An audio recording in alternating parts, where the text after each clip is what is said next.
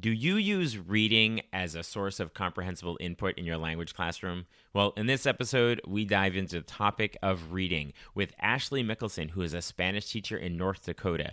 And she shares lots of suggestions and ideas for engaging reading activities that you can do right away in your classroom.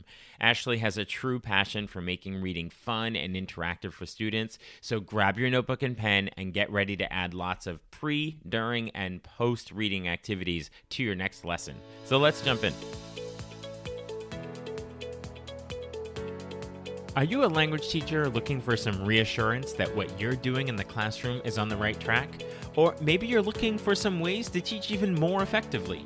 If you're one or the other or somewhere in between, you've landed in the right place. This is the World Language Classroom Podcast with your host, me, Joshua Cabral. You're about to get tips, tools, and resources so that your students continue to rise in proficiency and communicate with confidence. Let's jump in. Vamos, allons-y.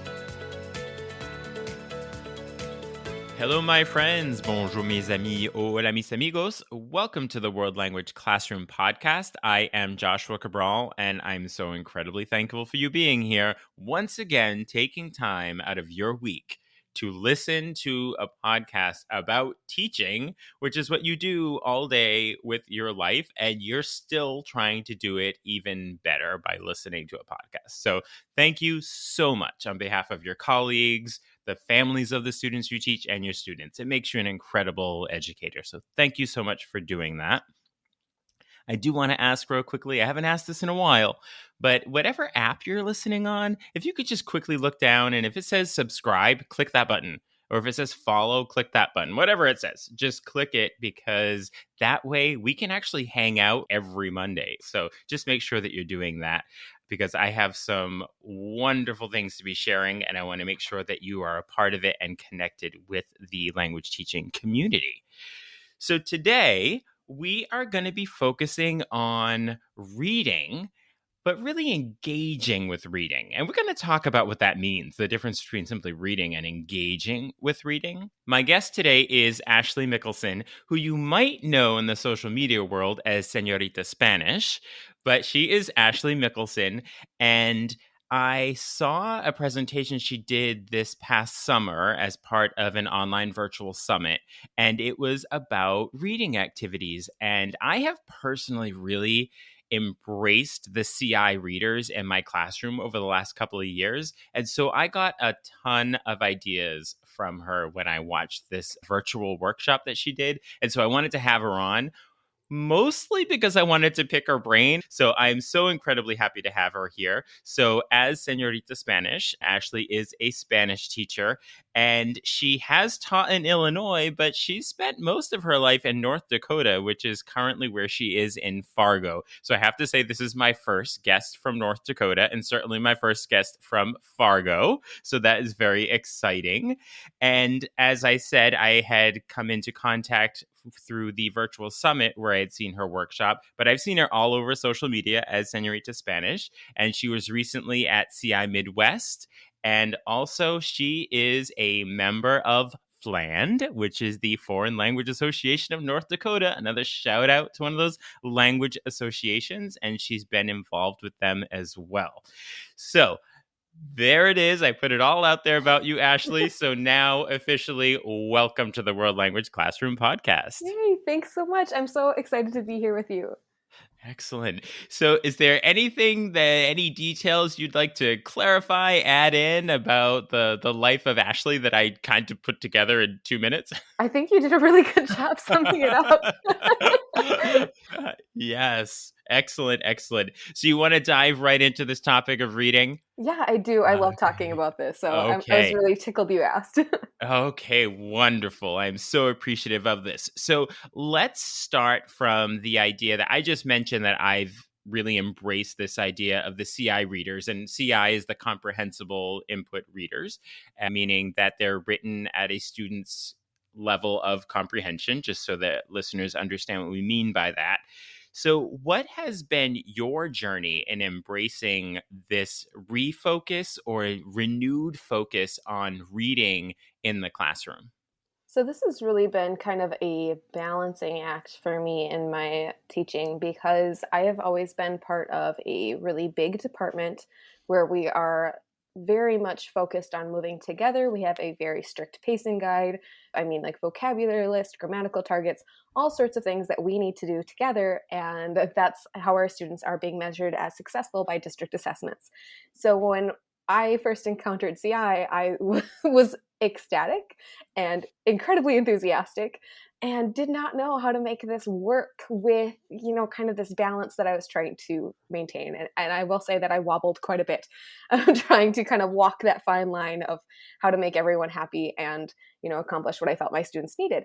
So something that we started doing in our class, and I'll say we because, right, member of large department, we were working as a team in that we started writing stories that fit the vocabulary list. Like we'd pull out vocab, we'd pull out structures that students needed to do for those chapters, and we'd write little short stories that go with it. And then I was like, okay, now what do you do with those stories? And we would pull in all these different reading activities to get them to encounter the language and encounter it again and again and again. How do we get them to interact with these things without like, oh my gosh, this is the same story again, right? It has to be engaging because otherwise that comprehensible input is just going to go in one ear and out the other. And that's useless. You started using more of the reading in your classroom, and there's the emerging research. I'm saying emerging, it's always been there, but again, it's this refocusing right now, and a lot of it has to do with Stephen Krashen and the focus on comprehensible input. And so reading is providing one form of comprehensible input, so that literacy has really come in. So when it comes to saying, yes, we are reading, that's one thing. Like I enjoy reading on my own, but that doesn't necessarily mean that I'm engaging with it. And I want to make sure that what we're talking about here is it's not just reading with students, right? We're talking about actually engaging. So how do you see the difference between just simply reading, but then really engaging with the text? So to me, in the past, I might have given my students like a handout or maybe we opened to a page in the textbook or found an article or an infographic or something. And I might have just like given it to them and we might have said, okay, take 5-10 minutes, look this over, and then we'll talk about it. That might have been pretty much the end of that reading. Mm-hmm. And I would say now we might have a reading, but we'll get to it. We'll get to it in like a day or two. Or like maybe they'll see kind of a version of it, but we're going to work with that version for like 3 days. And then we'll get to the actual reading. And then once we get to that reading, okay, now we're going to hang out here on this reading and we're going to use it and we're going to dig into it and we're going to pull it apart. And maybe we're going to look at one section and then we're going to do something else with whatever it was that we did with that section. And we're going to recycle that over and over again. And in some ways it was really freeing, because I wasn't constantly, like I had been on Pinterest all the time or like on YouTube watching videos, like trying to find like the perfect resource for my students, or like looking for just the exact like authentic resource that would kind of marry the vocabulary list that my students needed, but also be at their level. And like, I just would spend so much time looking for something and then be like, well, I found one thing. And then we'd use that one thing once for 20 minutes and I'd be back searching again. And so kind of getting into this whole, well, you have this piece, be it a video, be it a reading, be it a whatever this source is, there's no reason why you can't pull it apart and spend, 2 weeks on anything. And you can just get back into that over and over and over again. And so having all of these different ways you can get your student to interact with the language, whether it be the language of the reading or, whatever that source is, and build those personal connections they have with that. It opens up this whole world for you to use language with them, but it also reduces your workload because you're not, back on Pinterest again, searching for hours and hours and hours looking for whatever that perfect thing is. So it's the former way. I often refer to this as legacy teaching, sort of the teaching that was done in the past a bit, but respectfully, that's why I like to call it legacy teaching. And a lot of that involved reading comprehension questions. And then you kind of left it there, right? And now, like you're saying, you can unpack so much more with it. You can do so much more. That's why I have been really enjoying these CI novels, because they might mention a song and then suddenly you can do a whole extra unit on that, but you have to be like really like sometimes you have to dig, but they're in there, and it's Mhm. just those opportunities have been wonderful for me. So I'm ready to pick your brain with all of these things that are going in my tomorrow bucket, my next week bucket, and my next unit bucket, Oh as I boy. like to call them. So I think the best way that we can structure looking at all the different reading activities is to kind of break it down to pre-reading activities, and then while they're reading, and then the after reading where you're leveraging the content to do something. Some of these things, those lines are going to kind of blur Hmm. because, right, it's going to feel like a during, but it could also be an after. And a lot of those afters are very similar to durings. And even some of the pre's, all of those Hmm. things can kind of mix and match. There are a few that make the most sense in one of Right. those categories. And that's where I Hmm. kind of tried to place them. But I just wanted to note, like, if you're like, oh, yeah, I love that activity, but I always do it. Like, okay, cool. Maybe Right. try it in one of those other Hmm. spots. But just so you know, like, it's not like I don't think a right or wrong No, answer. yeah, absolutely. I think that whenever we're doing any kind of formative assessment, that could happen at any point, Yeah. and it could also be a summative assessment after the fact. Yeah. So thank you for clarifying that. That is really important. I just like to kind of have a framework so it doesn't seem like it's all over the place. Well, and it's not so S- overwhelming, I think, too, when you Right. have kind of some structure to it. Yeah.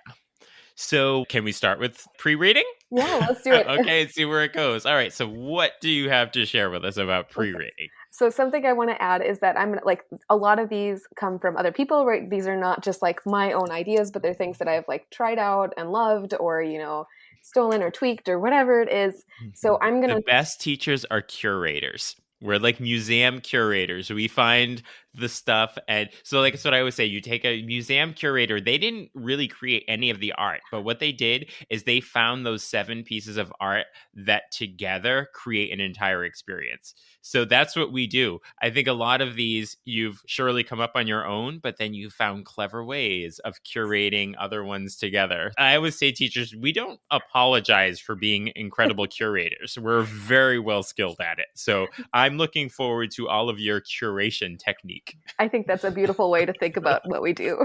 I love that. So my first one for pre-reading is called Bunches of Hunches, and that's straight from Senor Woolley. And the way that it works is basically you give the students a bunch, a pile of hunches or predictions. So things like, I Hmm. think that this is, whatever. And you can do that in simple language, you can do that in more complex language. That pairs really nicely with any sort of reading that you have solid images for, because sometimes you're going to say, I think that this picture is showing X part of, whatever the story is. I think this picture is the most important scene, or I think that this is the, most important whatever. And this is something you can do without visuals once Hmm. once you do some of those after activities. So this is maybe Hmm. something that, like, if you're planning for a reading, this would be like a next year activity you're going to put Hmm. way on the back burner. But if you have students do a drawing with a reading that you're planning on using again in the future, keep their drawings and you can use them for Hmm. bunches of hunches or bunch of Hmm. hunches. So that Yeah. way they would make some of those predictions in this story. Hmm. When we say pre-reading, like before you've started a book, Yeah. this could be before a new chapter or Oh, before even the next page, right? yes. Yeah, and especially like any of the graphic novels, or if you have any of the books by Spanish Cuentos, Craig's books have tons of awesome illustrations. Those would be really good for this activity because you could just like pull out some of them and just be like, okay, do you think that this is going to Hmm. be what, right? And then they're going to build some of that buy-in because they're Hmm. they're making predictions and they're doing ownership, and then you can say, okay, who was right? They love being Right. right. Hmm. Who Hmm. doesn't really? But Right.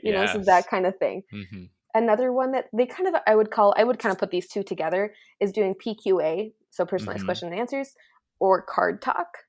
And Hmm. either one, whichever one, or both, if you do a combo of the two, you're going to focus on whatever vocabulary is coming up or the structures that you're going to want your students to work on. So in those two, you have thought ahead and you're kind of front loading whatever is coming in the reading that you think students might interact with or Hmm. might need a little bit of support with. And that way they're going to develop those personal connections with whatever that vocab is or whatever those Hmm. structures are, because Hmm. you're starting with those personal relationships in your Yeah. classroom.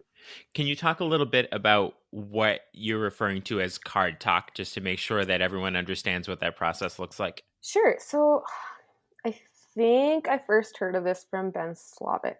I'm pretty Hmm. sure. And what you would do, or what's pretty common to do, is you would give students a sheet of paper You'll have them fold it in half to make a little tent. Since I often do this at the beginning of the year, I have them write their names on it really big on one side, and then on the other side, you're going to have them illustrate something. And this is where that something is going to depend on whatever it is you want to talk about. So it might be something like, what are your hobbies, interests, and activities? Or what did you eat for dinner last night? Or what are you going to do this weekend? Or what did you do over the summer? Or, like all sorts of things. And then you use those cards to do PQA while you're walking around and talking in the room. But it's the nice thing about that is that you can then pick them up and kind of show them around. So that way students who maybe aren't sure what a vocabulary word is can look at whatever the other student has illustrated, and ideally they can use that illustration to kind of help them. It might not be a perfect illustration, but they're probably going to get an idea. Or maybe you had to ask like, hey, what is this? And that student made you a quick clarification, and you're like, okay, good, and moving on, and that sort of thing. Next on the list. Another one. Okay, so this is kind of, we're going to start blurring the line between during and pre. Blur 'em up. Okay. Let's go. So another one is adding actions or gestures for words or phrases, whether this be something that you've made up or something that you're borrowing from ASL, right? And make sure that you are clarifying for your students, like, these are actual signs that we are doing, or no, I just made these up, but let them know. And then start to have them do those things while you were using the language to help them kind of make those connections and reinforce that language. And you can kind of do it in like before the reading starts, here's our list of gestures. We're going to practice them together. Okay, then once we're into the actual reading, we're all going to do whatever gesture, whatever sign as you go through the reading together. So it's kind of like it's almost like a song when you have actions with a song, but with a reading. Could you give us an example of something you've done with students that there was an action referring to something in the story that they did? Usually when we do like wants or loves or something like that, I usually just like put my hand over my heart or like both hands and do kind of like an "aww" kind of gesture, like sort of thing. Or like when it's like something that is good or bad, just like a simple thumbs up or thumbs down. Like, it's tricky because they're not exact. And I don't have I say very much, I have bare minimum ASL, like not even. And so I know that it could be much more specific, but I'm just trying to like get them to make some connections. And sometimes we co-create them in classes. So one class will, say like, oh, what about this? And then a different class period will say, oh, we're going to do this. And then, then I get all messed up and we say, oh, this class period is this. But they'll do them and they'll be like, no, profe, like this is what we're doing. Like, okay. So yeah. And so as you're reading through the story together, you're having the class sort of as those words come up that they're acting them out. So you kind of have that, or they're doing the gesture for it. So you have that formative assessment of, oh, okay, they're understanding that. And some of them will like naturally do it like big because that's who they are, right? They're they love getting the chance to move and be silly. And some of them are just doing like little things in their hands. And some of them are showing me they understand in a different way. But, all of that is fine. Right. Okay. Excellent. So the actions and gestures. Okay. And next on the list. Okay. Parallel texts, but then also choral reading or choral translation. I'm going to kind of put those two things together. So just to quickly clarify, parallel text would be a text that is very similar in structures, but maybe you've swapped out like names or like they go to a different place or like something like that, where the main like plot is the same, but some of those details are different. So that's something that you can use as like a pre-reading, even though it is still reading, you're kind of prepping them ahead of time for those other structures. And maybe that parallel text is a little bit more simple. Like maybe we're going with like an embedded reading kind of parallel text where it's, this much shorter instead of a, longer version. And then choral translation or choral reading is when the teacher, reads in the target language and then I almost said the audience because it does kind of feel that way when you do it. We like this. We are always performing in the classroom. The teacher says something in the target language, and the students, it's their job to say it in their I would say L1, but in the common language of the classroom. So often English, right, in the U.S.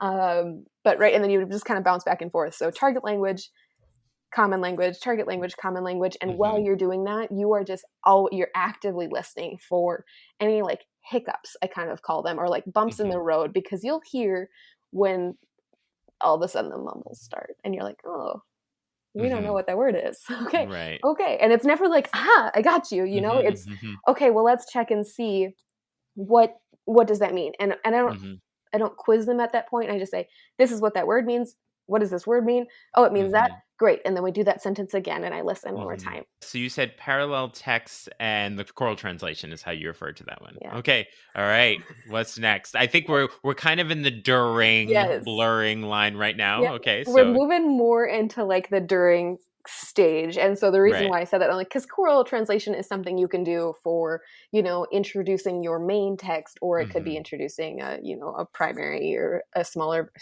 version. Yeah, a shorter mhm. version or simplified Yeah. version. So then once you have a reading, if you have a simplified version or you have like a script version of it, you can do a storytelling or a story asking. And I like to kind of mix and Mhm, match those because, right, if you do a story ask, it could kind of turn into a parallel text that you can then use to stretch, right? And it's got that personal connection because they filled in the blanks for you. mhm, Or some classes can't handle asking. Sometimes you don't wanna.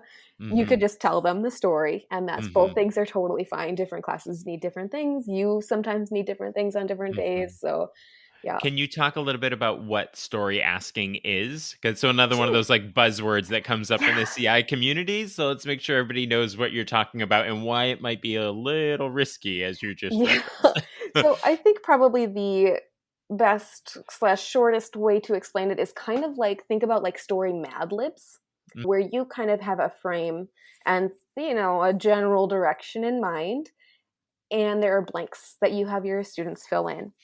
But the important part here and where it can kind of go off the rails is sometimes students try to fill that in with, well, you can imagine what students try to yes. fill things in with Mhm, occasionally. mhm, And mhm, so you have to, keep very careful control over where it's going and remember that you were always in charge of your classroom and mhm, the story, right? You were the one mhm. designing the story. So you just have to make sure that that's very clear and that no mutinies Mhm. occur.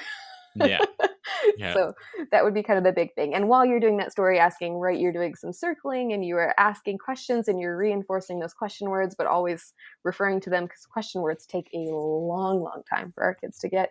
I say Absolutely. kids, but our language learners, right? Some of you might Mhm, be mhm. working with adults or, Right, right. whatever. Okay. Okay. Next on the list. So this is another one that's from Wooly. It is actually straight from the CI Midwest. I attended one of his sessions and he demoed this and I was like astounded at how into it I was. Add music. Mhm. So you're reading the story or you're telling the story and you just have music playing. And so maybe it's, a soundtrack from something or like a scary music soundtrack or a funny music soundtrack or just piano music and what he recommended is actually he said, I went to YouTube and I typed in like instrumental scary music and like a whole bunch of things popped up and same thing with like, different feelings. But just the amount of time that we were all hanging on every word in the presentation. And I mean, it could be because we're teachers and we were like actually wanting to really hear and learn, but I Mhm. felt like that was a really good way to do it.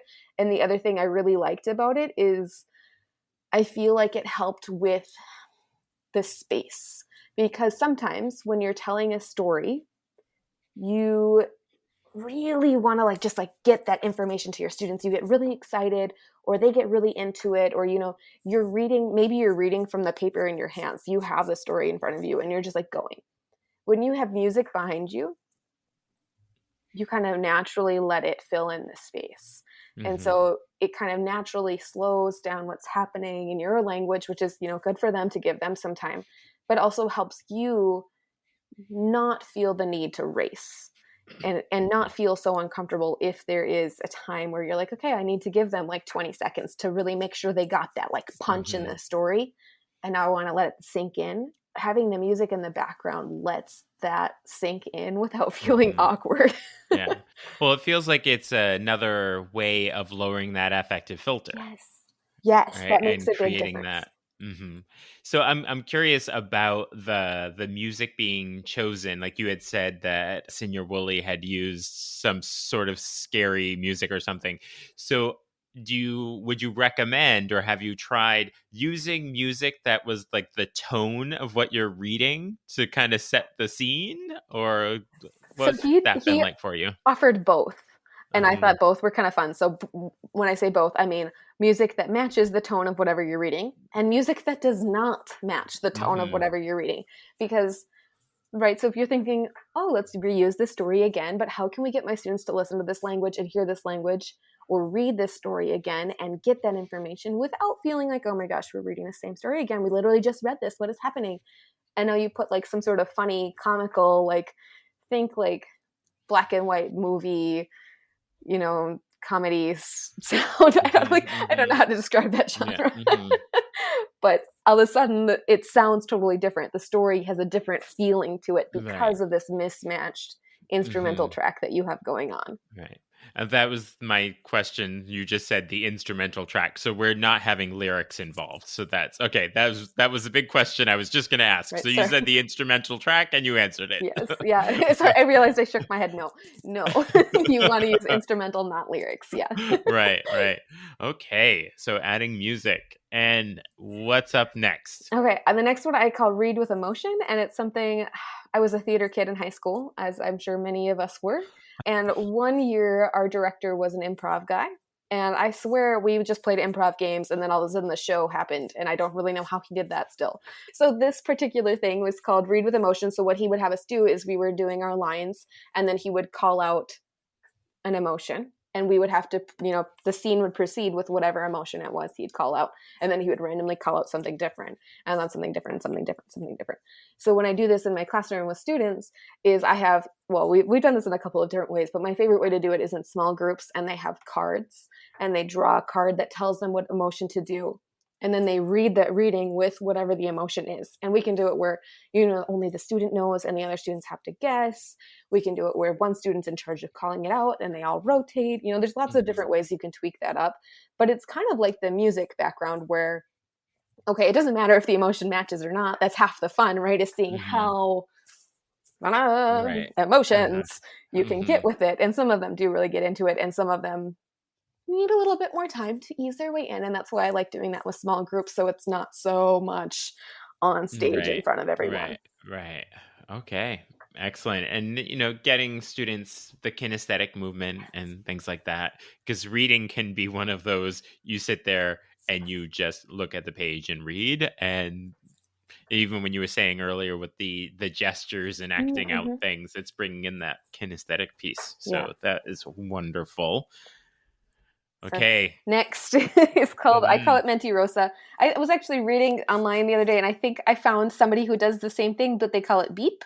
I'm not Okay. 100% sure. I would have to like reread the blog post, but the idea is somebody is reading it out loud, and I always model this first because it can be really confusing for novices. So you are reading the story out loud, and as you're reading, you make intentional mistakes or Mhm. lies. And so whenever you say something wrong, I have my students call out mentirosa, or, Mhm. liar, right? So if you're in a different target language, pick a different word. Mhm. Mhm. And the point is, right, they're reading and following along, and they're listening. And when they hear something that doesn't match what their eyes are seeing, oh, mentirosa, and they're calling you on it. Right. And so after we get the idea down, I put them in pairs, and they start to do this in pairs. And it might take them a little while to feel comfortable with it, but the thing that I love so much about this is that it gives them some leeway with the language. And so they're not really outputting Mhm. because they are just reading. And so we talk about, like, and that's why I model it. So we add no, or we remove no, or I change the name, or I change the location, all sorts of things that would make a parallel text, Right. basically. And Mhm. after they've seen that happening, they start to play with that language, and they start to realize, like, oh, I can control this, and I Mhm. can do things with this. And that starts to really open their eyes to how they can use this reading to tell their own stories. Mhm. But, like, just in a Right. sneaky way. Yeah, yeah, they don't know what's going on. Not yet. Not yet, Not yet. Not most anyway. of them, anyways. Right. Okay. So Beep. All right, Yeah. we'll have to look Beeper up, mint. see who has the creative license I on don't naming know. that. That's one that I like, really like that one, but I don't know. Yeah. Well, I was just called it Mentirosa, and then I like saw something and I was like, oh, I feel like somebody else has been doing this. Okay. Whatever. Back All to that right. curating thing anyways. Yes. We're such good curators. Yeah. So the next two kind of go hand in hand because one leads into the other really nicely. So Okay. the first one is volleyball reading, and some people call it ping pong reading. And it's Mm-hmm. basically like taking choral translation and you move it into pairs. So you have two students, call them student A and student B. Mm-hmm. Student A reads something in the target language. Student B translates into the common language and then reads the next sentence in the target language. And they go back and forth, back and forth. Well, that's volleyball reading. Speed Mm-hmm. date translate is when you add a rotation element to that. Okay. So Okay. you have one person in the pair, the timer beeps, they get up and they move. I like to do that with a Tabata timer because, well, if you're not familiar with a Tabata timer, a Tabata is a style of workout where there's a period of on and a period of rest. So that period of on is when they would be translating and reading together back and forth.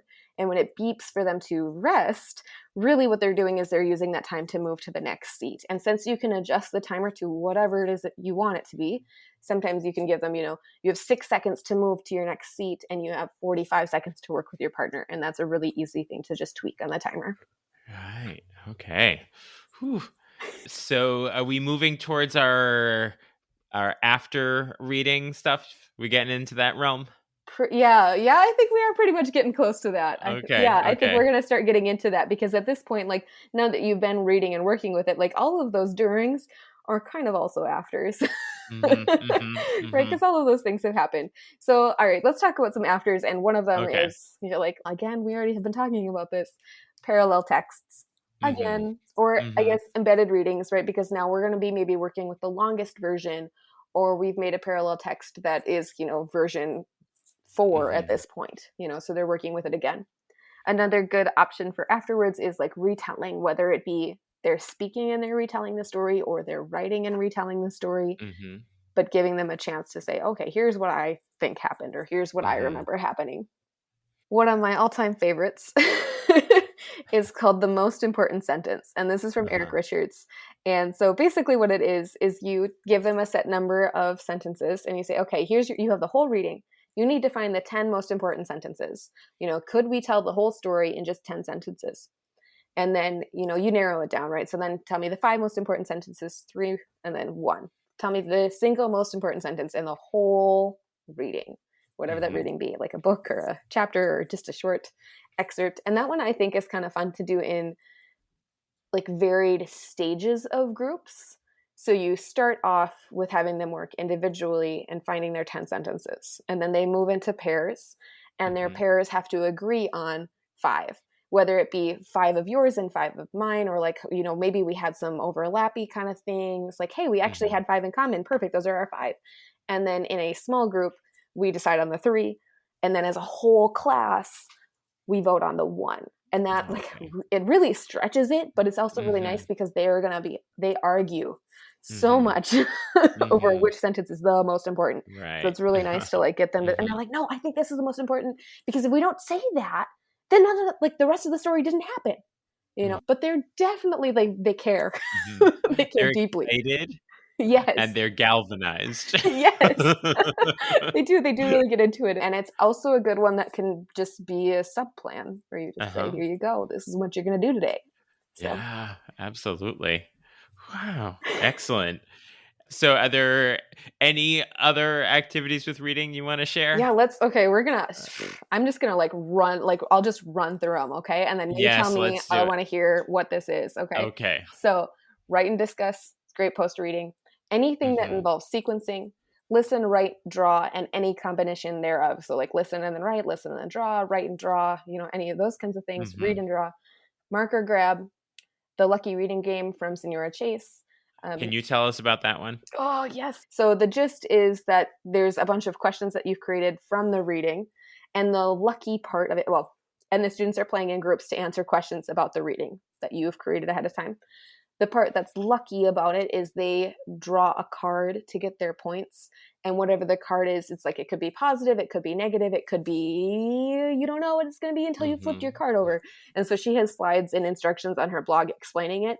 But it's really nice because sometimes when you have whole group games, one group starts trouncing the other and then like buy-in is gone. And with this game, because of the way the points are randomized, anything could happen. Yeah. Mm-hmm. So that's a really good one. I get that's Senora Chase's blog that you want to go Mm-hmm. to for that one. Yeah. But that's also a very good example of engaging with the reading rather than just reading. Yeah, because they're doing something with Mm-hmm. it Mm-hmm. afterwards. Yeah, that's a Mm-hmm. good one. And there's, Yeah. I mean, she has several that like if if you wanted to, you could do a whole episode on Senora Chase's activities to do with readings. She would be somebody that I would turn to a lot for things like Mm-hmm. that. For that afterwards, what are you going to have them do with it? Things.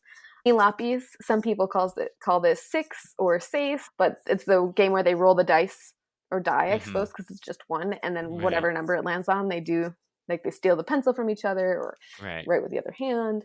True and false is an oldie but a goodie. Couldn't leave it out. Running dictation and reverse running dictation. Okay, I need to know about reverse running dictation. That's new. So, running dictation is where you have students working in pairs or groups of three. One student goes out into the hallway, reads a sentence you've taped up on the wall, and comes back and reports it to their partners, and so on. Reverse running dictation takes that same setup and idea where you have students working in pairs or in groups of three.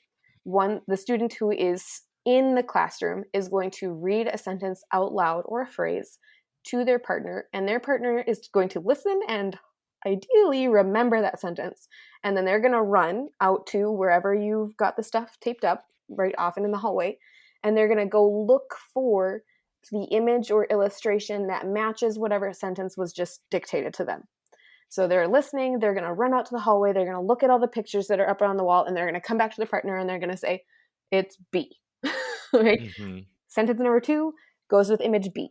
And then they're going to do that back and forth. And as they're halfway through, they'll rotate jobs so the other person gets to, practice running and the other person gets to speak. Mm-hmm. But right, same concept, only instead of reading the sentences, they're listening and matching. And this would be themes that have to do with the reading. Yeah. That's the connection with the. Okay, excellent. So you are clearly excited and inspired all about reading and inspiring teachers listening to this right now. I'm thinking of all these ideas like, oh, I'm going to do that, but I'm going to do this little slight modification. I'm going to do that with this text, or, oh, I can't wait to read the Chocolate book because, so thank you so much. I'm just like, I'm spinning right now. I have to refocus myself on the fact that we're doing a podcast interview and I'm not planning for my class tomorrow. But I would like to know, I'm feeling so inspired right now. So I would like to know where you continue to pull your inspiration from. Where are you looking to? I mentioned already Senora Chase. Her website is fantastic. And like every time she posts in a Facebook group, I'm like, what do you have to say? Please tell me more. Her blog is a go-to for me. Also, I mentioned The Most Important Sentences from Eric Richards. He has a book called Grafted Writing. And Okay. I know we're talking about reading activities, but hear me out. The book is really like sneaky rereading activities that just involve picking up a pencil. For the most part, I would say that fits really well. So that's a good one to go to as like, I'm feeling kind of stuck. I need something to like really change things up. It's a really good like kind of recipe book for things like that. Okay. And then we mentioned at the beginning social media. I love social media for like knowing what's happening and what other people are up to. And like when I see something, I'm like, oh, I need to try that. And like, taking notes, or like I'll save it or I'll send it to myself, or like I'll screenshot it, or I'm sure every now and then my phone is like, would you like to clean up your screenshots? I'm like, absolutely, I do not. Like, rude. I'm going to use all of those.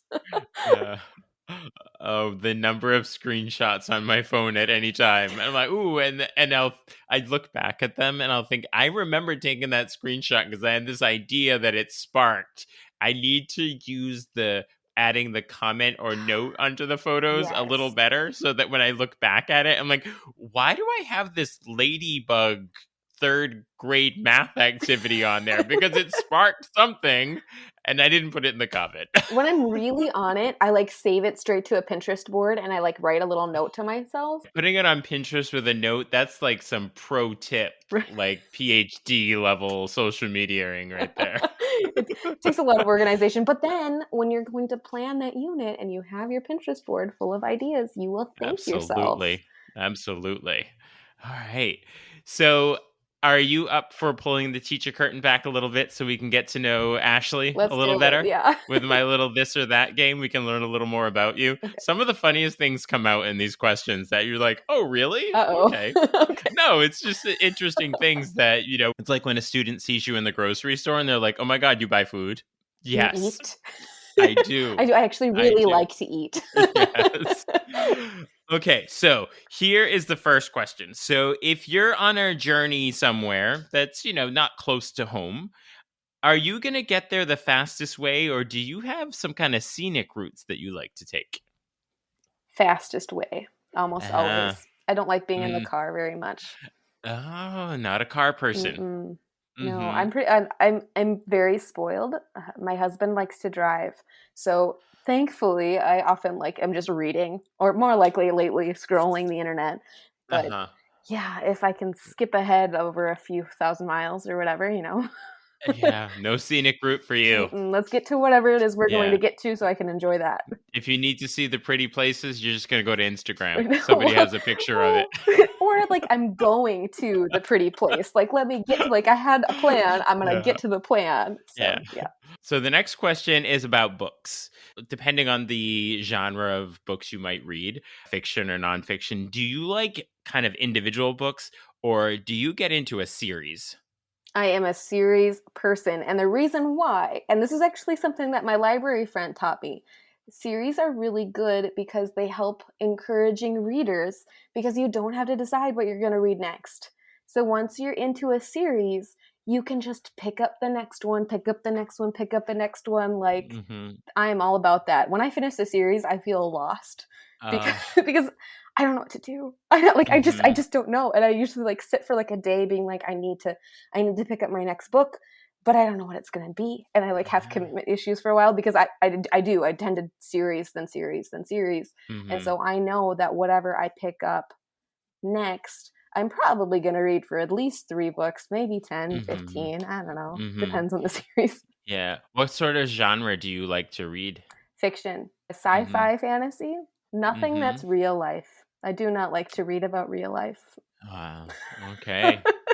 Sometimes you need an escape. Yep, that's pretty much every now and then I'm man, maybe you should read real things. And I do every now and then usually I regret it. Yeah. This is too serious for me. Yeah. Oh, great. It's real, and there are 5 books in this series. I have to read them all. I get so crabby about it. I'm why did I do this to myself? Or people will be like, this book was so good it made me cry. I'm like, why? I don't want to cry when I'm reading. I can cry in real life about things that are stressful or terrible or awful. Give me the flying person. Thank you. And I am not only a series reader, but I am a serial rereader. I read and reread and reread books until I can get to a point where I'm I know what sentence is coming next. This is an old cozy blanket. Well, I can see why you're so focused on this theme of reading with students and activities because you clearly love it. Yes. So that is wonderful. I can see that resonating right from you. So I'm sure that there are teachers listening to us right now that would like to connect with you to find out maybe some more about your reading ideas or to talk about your latest series that you're reading in your sci-fi fantasy world. So how can teachers be reaching out to you? So probably the easiest way is on Instagram. I'm Senorita Spanish over on Instagram. So my Instagram handle is the @ symbol and then SRTA _Spanish. And so that would be a really great place if they wanted to send me a message, or I like to make reels about books that my students have enjoyed. So if I find a book, or at CI Midwest, I came home with 20 new books. So I like to share things about that there. My website, I share a lot of blogs about where I dive deeper into any of these activities that we've talked about. I also got into YouTube this year. So I've been making YouTube videos where I share reading activities and things like that, among other things, of course. Yeah. But yeah. And what's your website address? It's srtaspanish.com. Okay. All right. I'll make sure all of that is in the show notes so teachers can get there directly and connect with you and get into all of the reading activities and lots of other things. You're not all about reading. That's our focus right now, but you have lots to share on other topics as well that teachers can connect with. So before we totally land this plane and end this conversation, which is a little sad for me because I'm having so much fun, I like to leave listeners with some hearty advice for like going into their classroom tomorrow, whether they're just dabbling into starting reading with students or they've been doing it a while. Like, what is kind of like your pro tip when it comes to reading with students? So something that started saving me was the scribbled reference list. And Mm-hmm. basically what I did is I grabbed a sheet of notebook paper and I hand wrote out the activities that I had tried that were like, yep, this works for me and my kids. Yep, this works for me in my setting. And I just like hand wrote out a list of things that worked and I taped it up in my cubby. And after a while I had to like a staple to the wall or something. So that way, when I was lesson planning and I was just like, I don't know what to do, I would look up to the list and say, oh, it's been 3 weeks since we did this. And I'll pull that out there. And I like, you could type it and make it pretty. And I've emailed people like a nice, neat little list of things that I've used that I loved. But I really find it that like tangible, handwritten, personal, something that worked for you. Come up with your list of your favorites, pop it on your wall, and don't be afraid to add to it, to make notes, to say, this is perfect for, like if you wanted to organize it by pre, during, or after, or if you don't want to organize it at all, and if you just want to have a list of whatever the names are, or your unofficial names for things that you call it in your head, throw it on that piece of paper and use that as a reference notes of things to recycle whenever you're stuck lesson planning. It makes a huge difference in saving time. Excellent. Thank you so much for that. That's a real hearty, good piece of advice. It also makes teachers feel like you don't have to do everything all the time. You don't always have to have this huge plan, that you have these tried and true go-to activities that you have ready to go for you. Yeah. And then you know what, the thing that I love so much about that is that it helps you stay in the target language, because once you've already described it to your students and they know what you're going to do, explaining it in the target language is that much easier because they already kind of have an idea of what's happening. So that comprehension is like, let's say 50% there, right? Already. Right. And then you're talking to them about it. So it's going to fill in that gap even more. And they're going to respond to that routine. And when they enjoy something, right, you're going to throw it on the list if it's something that was a positive for them and for you. So they're going to look forward to coming back to those wins too. Well, thank you so much for your time and all of your ideas and suggestions here with me today, Ashley. It has been a joy and it's just such useful stuff. So thank you so much for spending this time with us. It was so fun. I'm so glad that we got a chance to really talk and sit down and have this conversation, and I really, really enjoyed it. What are your takeaways from that conversation with Ashley Mikkelsen? Hopefully you have lots of new activities to add to your teacher toolbox when it comes to engaging students in reading. Be sure to check out the show notes to connect with Ashley. You'll also see a link to sign up for Talking Points, my weekly email newsletter with tips and resources for language teaching. And there's also links to get in touch with me if you'd like to work together, either in person in your school or remotely. Talk to you soon. Bye for now. You've been listening to the World Language Classroom podcast. Be sure to follow or subscribe wherever you're listening so you don't miss a single episode. Let's continue the conversation on Twitter, Facebook, or Instagram at WL Classroom. You can also see over 250 blog posts about language teaching at, you guessed it, WLClassroom.com.